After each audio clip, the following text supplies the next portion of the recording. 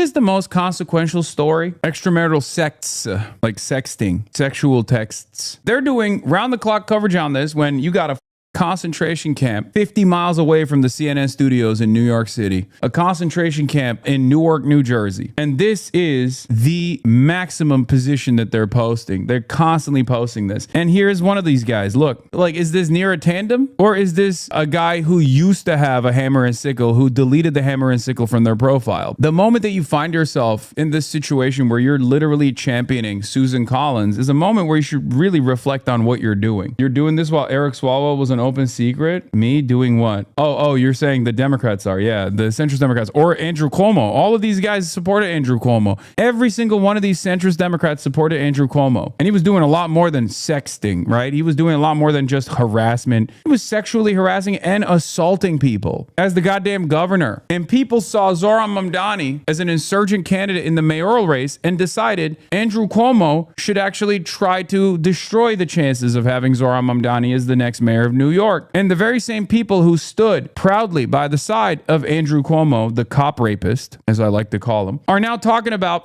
Graham Plattner sending salacious text messages before he ran for Congress, and a private conversation that him, his wife, and their former campaign manager had, who then turned around, left the campaign, and leaked that to mainstream media. It's ridiculous. If you cannot find it in your heart to support these people because you have scrutiny, understandable skepticism over their record, because you feel like you've been burned in the past, then focus on your actual opponents. Look at what your enemies are doing. If the far right is your enemy, as you claim they are, and the fascism from the far right is what you oppose, and the collaborators within the Democratic Party are also your enemies, how the do you find yourself in line with those people? Who's your leftist says, can we stop with the narrative that Plattner isn't a good candidate? Having a rough past clearly didn't hurt his chances in defeating the sitting governor and the state party machine. He's been all over the state with packed town halls. Mainers clearly like something about him. To which I responded with, centrist libs and right wing cannot comprehend that people like his platform. People want to abolish ICE, hold Israel accountable for genocide, end our expensive wars, and spend that money on Medicare for all and schools instead. The optics of being a rugged white veteran doesn't hurt, but it's mostly the policies and his earnest way of communicating them that have made Mainers trust him. He was an unknown entity not even a year ago. He came out of nowhere. What's the real reason? You think Democrats haven't run white rugged veterans before? They have. Why do those guys fail? Democrats run vets all the time. They love masturbating to the idea of having like a CIA agent who is going to support establishment, neoliberal, centrist, pro-corporate policies. They constantly put those guys up and they constantly lose. So why is this guy, an unknown guy out of nowhere, capable of defeating the Democratic Party machine and the Democratic Party's own governor in the state of Maine in the primaries, in spite of all odds? How is that possible? Is it because he's a dog? Is that what you think it is? Before anybody knew anything about him? Is it because he's just like, oh, he's so rugged, he has a grovelly voice? Is that what it is? No, that's not the reason. I said I have my own doubts about his service in mercenary work, but I'm not silly enough to assume that Maine voters would see that as a negative. The desperate manufactured outrage around his personal issues don't matter when voters see him as a vehicle to push for changes they want to see in the Senate. I'll give you an example that you can comprehend. Trump, like him, hate him, doesn't matter. Donald Trump created a campaign where there was a lot of buy-in from people. He was able to create a cult pretty much because he said, the establishment, the billionaires, I'm a billionaire and that's why I'm unbought. And people trusted him because he was saying things, sometimes saying things that we even agree with, like the fact that, corporate lobbying owns this entire system, saying that Washington is corrupt, it's a swamp, an objective anti-corruption message, and then offering a lot of amenities to those who actually subscribe to his message, saying like, it's the immigrants that are the enemy, it's the trans people that are the enemy, I'm going to combat them. I'm going to do everything in my power to combat them. And he did. He did. He gave him the red meat. That's what these deportations are. It's cruel. It's unjustifiable. It's inhumane. But he's doing it for his base. And that's why the base trusts him. His base trusts him. That's why that last 30% is unshakable, because he's tapped into their primal needs to constantly dominate vulnerable populations, to abide by white supremacist values. That's exactly what they're looking for. Well, the Democratic Party's base of support has different demands. The Democratic Party's base of support demand that their politicians fight back against corporate interests. The Democratic Party's base of support demand their representatives push for their issues, to take away some of their stresses, their economic struggles, to aid them, rather than put corporate interests first, corporate interests above the interests of the citizens, above the interests of the people. So when a politician comes out and is capable of saying those words and also capable of establishing credibility in this space, no matter how lesser known they are, as a matter of fact, in this circumstance, being unknown, being an unknown entity is probably more beneficial because most people look at that and go, oh, he's not corrupted by the machine. And that's why they like him. This is not my personal opinion. This is my analysis over how people are reading Graham Plattner and why there's this major disconnect between Mainers and all of these people that pack town halls everywhere he goes versus Twitter posters versus establishment media, the way that they attack him. And when it doesn't work, they turn around and go, why is it not working? Why can't people see what we're seeing? This is a bad guy. The other thing I said, off of what Elijah Manley said, many of the same people virtue signaling about Graham Plattner supported confirmed rapist Andrew Cuomo. I said, if Graham Plattner was pro-Israel and against Medicare for all, the same blue no matter who Dems working alongside the Republicans to deny their own party a majority in the Senate would be presenting him as the second coming of Jesus Christ. Which is also true. They don't give a f that he has a totem cloth tattoo. Are you kidding me? None of these guys do. None of them ever cared about that. They would love that he's a grunt. Are you kidding me? They would love that he's a machine gunner for the Marine Corps who's like demanding more reasonable politics. Oh, we got to subsidize the Affordable Care Act. Like they would be like, oh, I'm nutting the fattest ropes of all time. That's the reality. Okay. Understand that. Don't work for your enemies for free. Don't do that. Some of you do that all the time. Some people, maybe not in here, formerly in here, but have left, for example, because they're much more moral than everyone else in here, will look to unlimited attacks that I'm experiencing from the federal government, from the Hasbara machine, from center-right Democrats that coalesce around the Republicans in an effort to push out their left flank because they recognize the danger that their left flank and the danger that democracy, the real expression of the majority's wishes, presents to their comfortable positions of power. And they attack.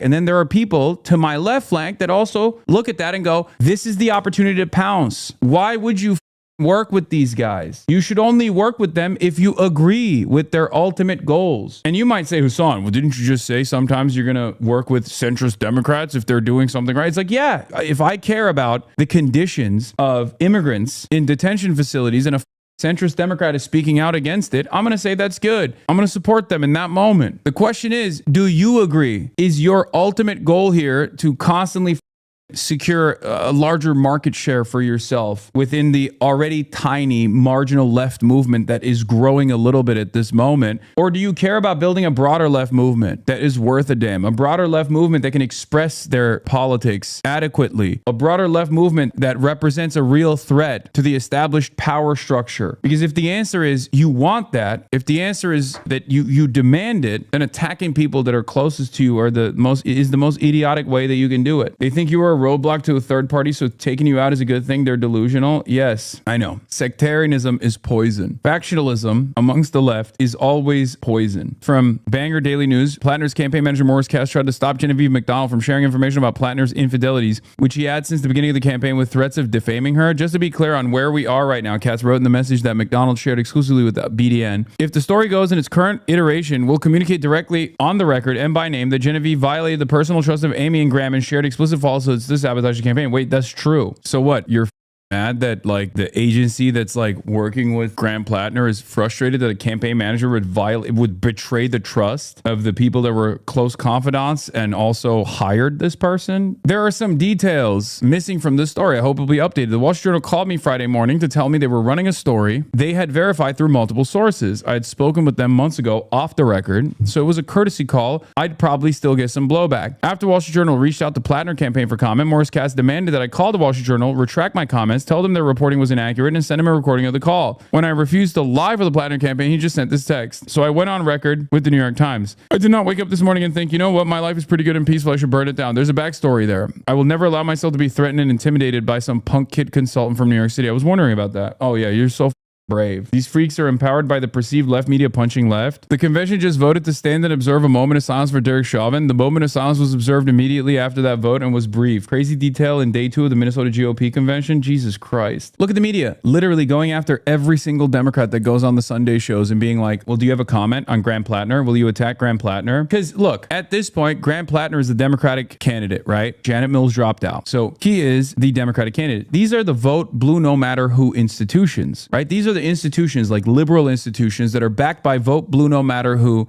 Democrats, former Republicans who become vote blue no matter who Democrats. This is not even a question. Like, they're doing the exact same thing that they did to Zoran after he won the primary and trying to spoil it, to game the system, to tool the system to make sure that the Republican wins. The broader point here, and the only reason why I care about this beyond, having another voice that's anti-Israel in Congress is good, having another voice that is pro-Medicare for all is good. But the broader reason why I care about this is because if Graham Plattner wins against Susan Collins, which currently, as the polls show, he has a really comfortable margin of victory, but that doesn't mean people should get confident or comfortable, is that it destroys one of the major arguments of electability, that left flank candidates are not electable. As a matter of fact, left flank candidates are so electable that even if they have a litany of controversies, people still want to vote for them in purple states to unseat Republicans. That's a huge deal for these people. That's a huge blow to the consultant class. It becomes undeniable that you can run avowed open socialists and open anti-Zionists in every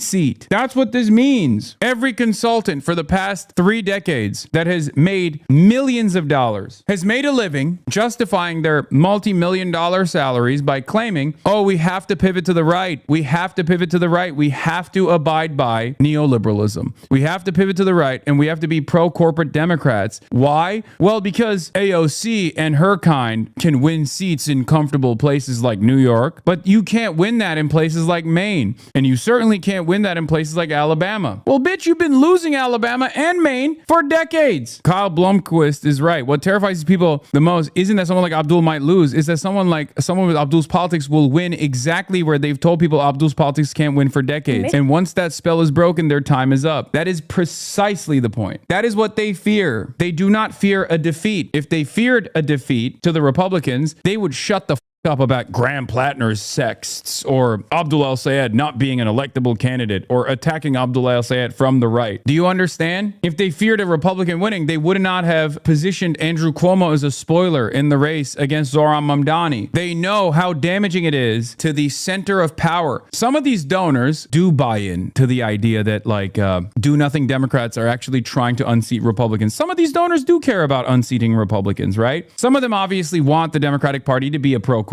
party. But there are plenty of big donors that these guys care about that actually do want to unseat Republicans. Maybe they have investments in one sector, but don't give a about others, right? Maybe they're a big donor from the big tech side who's agnostic about Gaza. They don't care enough about Israel. So when they see an anti-Zionist, they're like, yeah, if that wins a race, great, fine. Maybe there are big donors that do care about having an anti-Zionist candidate, but don't care about tech. So when they see someone attack big tech, they go, great, I don't care. I just want to defeat Republicans. But Democrats don't want to play that game at all because they want support from all of the corporate investment vehicles. The media is also losing grounds with people that usually supported them. Now they're clinging even harder to their corporate masters. One last ditch attempt, because when you have Plattner and Abdul in office, they're in full panic mode. Yes. Why do you trust that corrupt Democrats will see Plattner's win and suddenly they'll have a come to Jesus moment? Wait, what? No. It's in their direct financial and systemic interest to oppose the left flank no matter what. This goes for the media too. Why do you trust them to change? I don't trust them to change. Look at the Zoran stuff. We have to force them to change. I don't trust them to change because they're kind people. You have to become undeniable. You have to be unbowed, unbossed, unbroken, and at the end of the day, you have to be undeniable. That's the goal. You have to show every single person that there are replacements, that there is an alternative way to do politics in this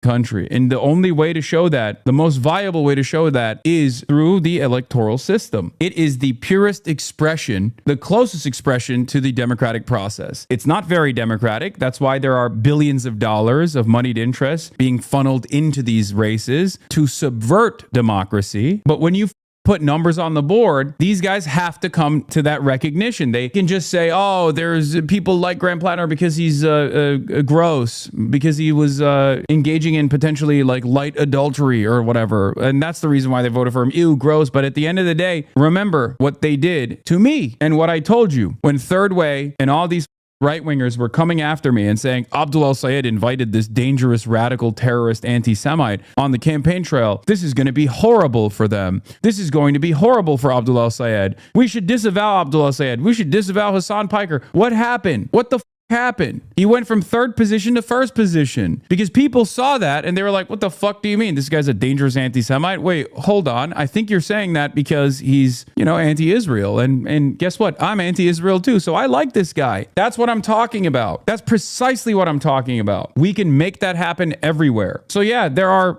candidates that I don't fully identify with. There are candidates who are ideologically close to me on key issues, but not necessarily self-identifying socials. Abdul al-Sayed is one of them, right? But I don't make a big problem out of that because I understand that he's the best we got. So I'm happy to show him support. I'm happy to push for him. Abdul al-Sayed is not a socialist. Does that matter? In this circumstance, it doesn't. If their potential electoral victories did not create an environment of fear or did not threaten the calcified institutionalists, both within the Democratic Party and certainly on the fascist reactionary right, they wouldn't be attacking these people so aggressively. That's it. So just look to what your enemies are doing and oppose them. If you're going to combat liberalism, combat the right kinds of liberalism. I'm genuinely baffled why some liberals are terrified of having people like Abdul in office and don't want the party going in that direction. It makes zero sense. They get paid. What I don't understand is why there are people on the left who don't see that fear within the center of the Democratic Party and get excited at that prospect of securing a W, a victory, no matter how marginal it may seem in the grand scheme of things. It's not the liberal voters who actually have this mentality. It's always the consultants, it's always the people on Twitter. And those guys are either directly getting paid by the DNC or they LARP for free. They signal to the DNC that they will be loyal servants. Don't pay attention to them. The average person doesn't give a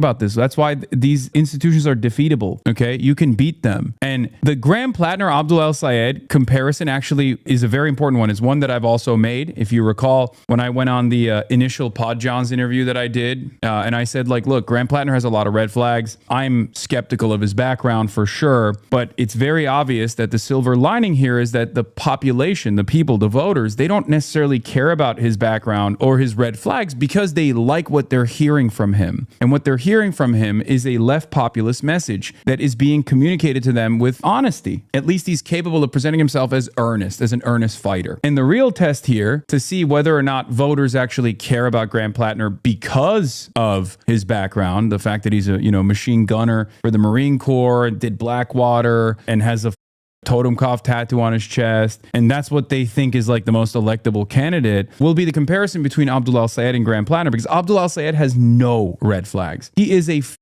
stud through and through. I would go so far as to say the same thing about Adam Hamawi. These guys are studs. They're such studs that people are trying to invent reasons as to why they're bad. And most of that revolves around them being Muslim. Their only red flag is that they're Muslim. That's it. Now, liberals still haven't reached the point where they openly say the quiet part out loud. They try to find justifications to create a permission to say, oh, he's not really electable because he's got scary affiliations. He affiliates with Hassan Piker. He said this or that. We'll bastardize the way he's talked about the initial attack against Iran. We'll try to make all of his very normal, majority approved positions into positions that are actually weird and scary. They're Islamically arguing against Israel. They're not actually arguing against our weird loyalty and allegiance to the nation state of Israel as is participating in a genocide in the same way that the majority is. They're doing it Muslim style. That's weird and scary. They do that, right? But Abdul al-Sayed has no red flags. So why is she saying this? CNN is not only trashing Graham Plattner, but also Abdul al-Sayed. Abdul al-Sayed is an Oxford and Columbia educated doctor who was the health officer for Detroit and served on Joe Biden's healthcare task force. The only thing that makes him unconventional is that he's an Arab man from the state with the largest Arab percentage in America. The positions that he holds are unbelievably popular, whether it be talking about Israel in a critical way, talking about the for-profit healthcare system that we have in a critical way, and demanding Medicare for all, demanding a change with our relationship with endless militarism. All of these are incredibly popular positions. They're incredibly popular positions amongst the base, and not just the base in the Democratic Party, but just the broader base of voters, right? But you know where they're not popular? In DC. They're not popular amongst the political class. And that's why they're doing everything they can to tarnish him, to tear him down, to make it seem like he's actually not a safe bet at all, but a scary one. They're trying to rehash the electability arguments over and over again. And they're also not only doing this as consultants on Sunday shows, but they're doing this by way of deploying tens of millions of dollars in these elections. A non-Schumer candidate comes forward, particularly Abdul El-Sayed, then we could potentially lose a state that we currently have the majority in. Mm-hmm. And that is a problem. Does that mean at the end of the day in November, if let's say the Senate gets so close to flipping, Democrats in particular, flipping the majority, but they lose it because of these more unconventional, authentic candidates? I have heard already that people are very worried of that potential outcome. The difference between Fox and CNN makes the same bad faith critiques and lies, but uses the brown person to do it. Yeah. And they also liberalize the language a little bit, right? They couch it in like terminology that liberals care about. They hit the electability argument.